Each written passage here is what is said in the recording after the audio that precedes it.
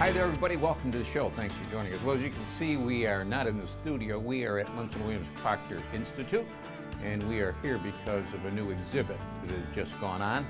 And we're going to be talking about the exhibit, but we're also going to be talking about a lot of other things associated with Munson Williams Proctor. This is their centennial year, so we're going to be talking about that. We'll also be talking about what's happening here this summer, and there is a lot happening this summer. And the woman behind all that is with us as our guest. She is the CEO and president of Munson Williams Proctor Institute, Anna D'Ambrosio. Good to see you again. Nice to be with you, Joe. Thanks.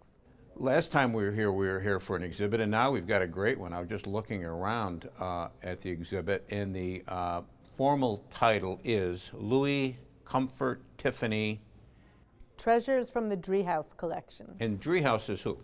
So Richard Driehaus is a collector based in Chicago. We started collecting Tiffany artworks about 30 years ago. Has probably about 1,500 pieces in his collection. And they have chosen the best of those pieces, over 60 pieces, to tour. It's a traveling exhibition. There's about 10 venues. It's supposed to be limited to 6, but it's been so popular, the traveling exhibition organization has added on a few more. And this is all on the second floor here at Munson Williams, and it goes till when, Anna? Through September 8th. Okay.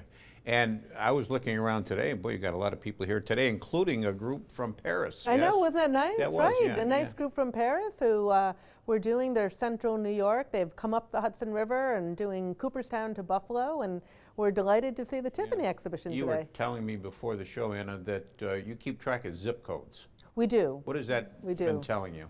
So since we've started our special summer exhibitions about 6 or so years ago, we've been tracking zip codes. And it's interesting data for us. We know that over 50% of our visitors to the summer shows come from outside Oneida County. And we get visitors typically from across the United States. So last year with the kimono exhibition, we had, I think, 48 states represented. Now we know, right, that the 6 people who came from Hawaii, they didn't come together, but they weren't coming just to go to Munson Williams. But then they go back and they spread the word about Munson Williams Proctor Arts Institute, about our community. So it's wonderful, really wonderful. Let's talk about Louis Comfort Tiffany. Where does that name Comfort? Is that a family name? That's a family name, right. So Louis Tiffany is the son of Charles Tiffany. So when we think of Tiffany and Company, the jewelry store down in New York City, that's his father. Okay. And Louis Tiffany, the son, started life as a painter. He thought he would be a painter, traveled to North Africa, in Europe, and I jokingly say, but there's some truth in it, he wasn't that great a painter, Joe.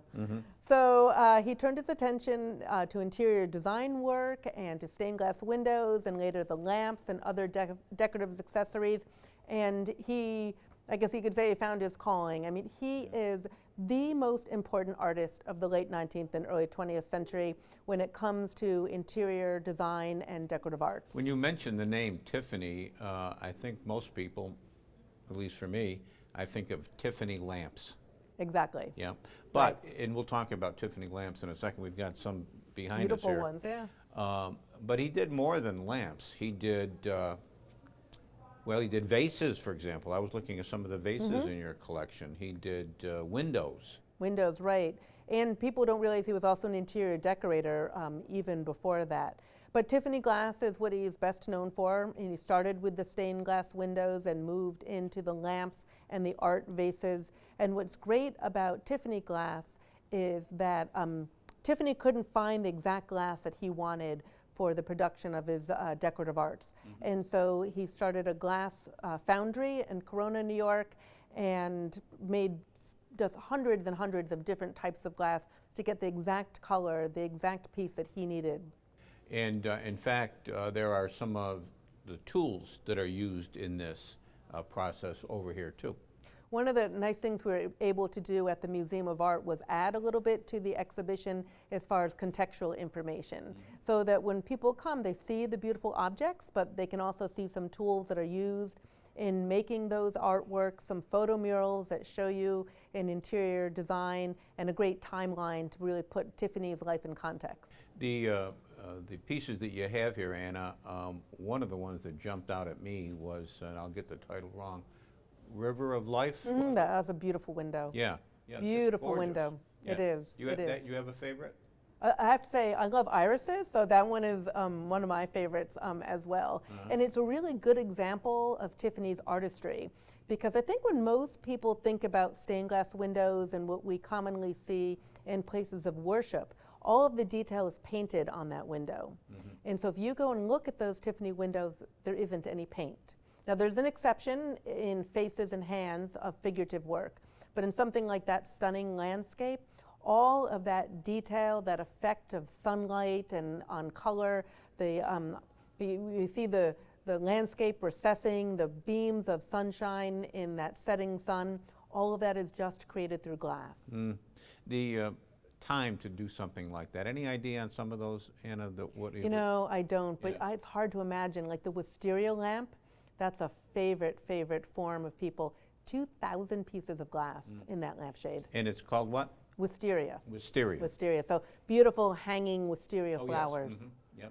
Yep. The reception that it's gotten from the public so far. Fabulous. We had a great gala opening on Saturday night, and then a good crowd on Sunday for the public opening. So we're only in our third day. Yeah. And the numbers, what was the exhibit? It was the wedding dresses? The wedding dresses was up, we had about 14,000, maybe, wait, you know, I might be wrong, Joe. Okay. That might be closer to 20,000 for that one. That was very popular. popular. That was probably one of our most popular. But on average, we get between 10 and 15. Okay. The hours for the exhibit are the same as it is for Munson Williams entirety? Yes, but the one thing, during July and August, the museum is open on Mondays. Okay, good. When we come back, let's talk about some more pieces in the exhibit. Anna D'Ambrosio is our guest. She's the CEO and president here at Munson Williams Proctor Institute. Short break, right back.